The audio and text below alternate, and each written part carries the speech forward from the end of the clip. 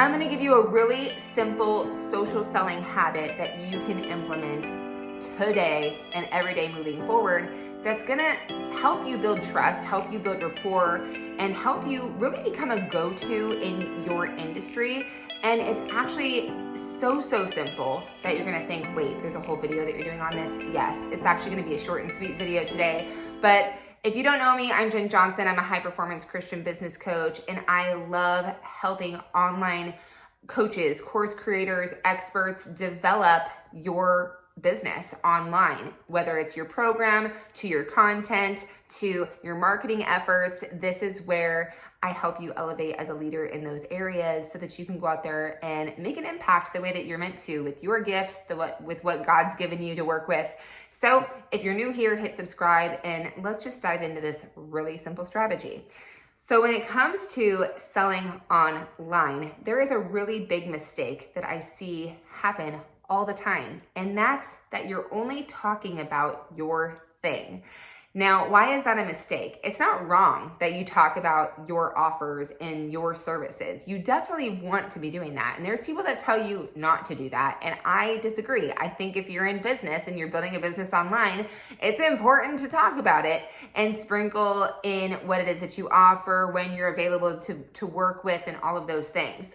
Now, where I see a lot of coaches and experts kind of go off track a little bit is that they're only talking about that.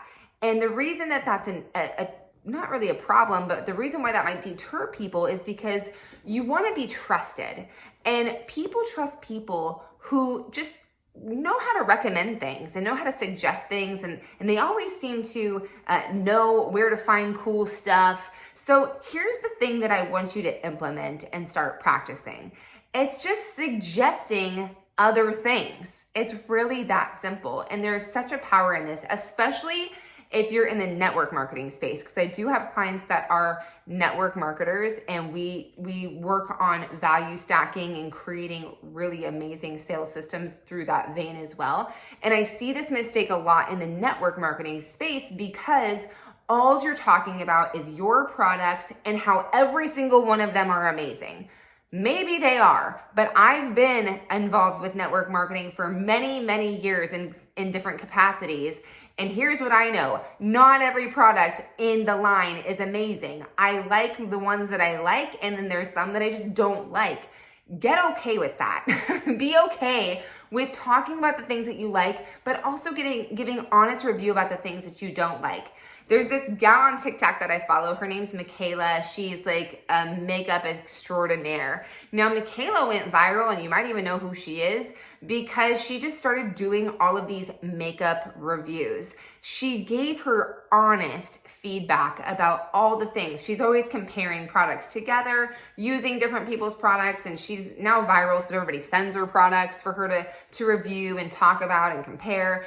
And people really trust her opinion because there's no agenda to only sell her thing. Now, Michaela got so viral that she ended up getting a whole brand deal with a makeup company.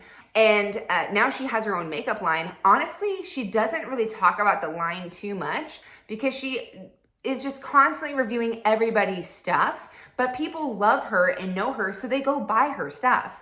And this is kind of the concept that I want to encourage you to implement and practice.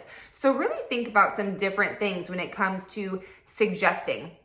First of all, when you think about the niche that you're in, like, what are some other products and services that you don't sell, but you absolutely love, and you find it important and valuable for you to put it into practice or use it in your own personal life? This is whether it's health and wellness, whether it's business, whatever niche you're in. I'm sure if you're a fitness expert or a fitness coach, there's other things that you utilize that are super beneficial, that have helped you in your journey. Go talk about those things. Now, if you've been following me for some period of time, you'll know that there's just certain things that I love to suggest and recommend to you that I find really helpful. I even have inside of my freebie library some suggested tools and things that will really help you in your journey to growing your business online. But one of those things is the Passion Planner. I've been using the Passion Planner for years. I absolutely love it. So that's something I'm always suggesting and recommending to you. Now, there's another thing that you can do, a different type of approach of suggesting and recommending. This is just things in your everyday life. And the best place to do this actually is inside of your stories on Facebook or Instagram.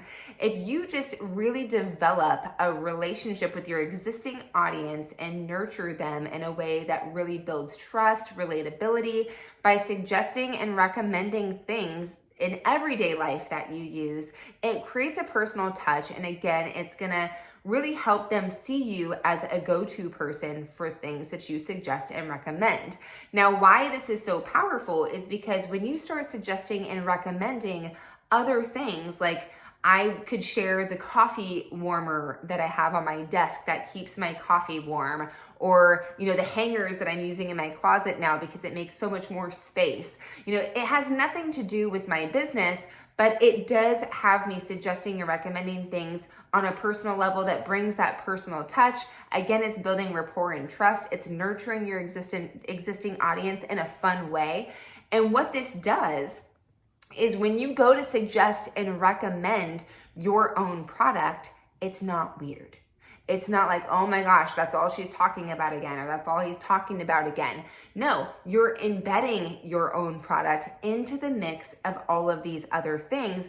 And when you just become a savvy social selling suggester, it doesn't feel like selling anymore. It feels very comfortable for your viewer to be able to tune in and be like, man, I really love that. That's a great idea.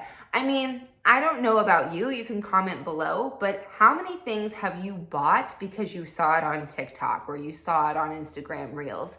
I am guilty. I find things on there all the time where I'm like, oh, that's really cool. Like the new lipsticks I'm wearing lately, I found that as a suggestion on TikTok. And so really think about when you can incorporate these things, what that does is it gets your audience used to taking your recommendation and going and maybe buying that same thing. Now, when you're recommending they buy your thing, they're kind of already conditioned in a healthy way, in a positive way, not in a manipulative way. They're just used to trusting your opinion. You want to be a trusted advisor. And these are just some really fun ways that you can go about implementing that. Now, if you want some more ideas on how to organically reach dream clients, I'm gonna stick a video up top so you can check that out.